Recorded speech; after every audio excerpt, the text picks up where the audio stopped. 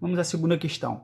Uma gota de água de massa 10 a menos 9 kg, eletrizada com carga de 10 a menos 9 coulombs, encontra-se em equilíbrio dentro de um campo elétrico uniforme e vertical.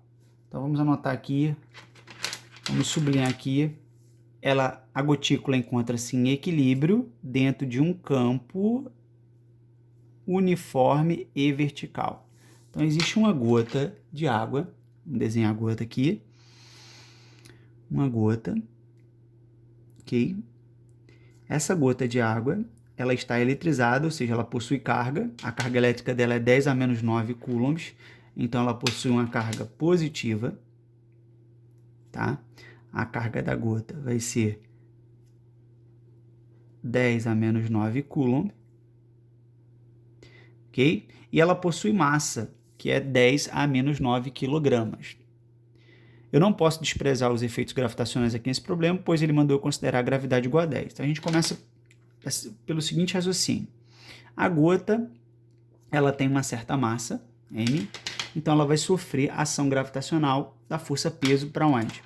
Da força-peso para baixo. A força-peso é sempre vertical para baixo. Ok?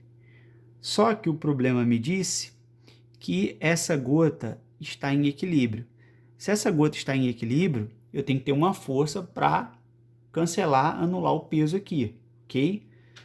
Para que as forças se equilibrem. Então, que força é essa? Como ela vai estar dentro de um campo elétrico nessa região, ele falou que o campo elétrico seria vertical nessa região, correto? Vou delimitar essa região aqui. Esse campo elétrico é vertical, então para anular a ação da força-peso, ou para equilibrar a força-peso, vai existir uma força elétrica contrária a ela. Para anular esse vetor que está para baixo, só outro vetor vertical para cima, com a mesma intensidade, ou seja, a força elétrica que atua sobre a gota vai agir sobre ela de maneira vertical para cima. Essa aqui vai ser a força elétrica, ok? Então, dessa maneira, eu tenho o que o problema falou. Ela se encontra em equilíbrio, ou seja, a força elétrica menos a força-peso vai ser a resultante das forças, ou seja, a força resultante sobre ela é igual a zero, que me diz a dinâmica, beleza? Para que um corpo esteja em equilíbrio,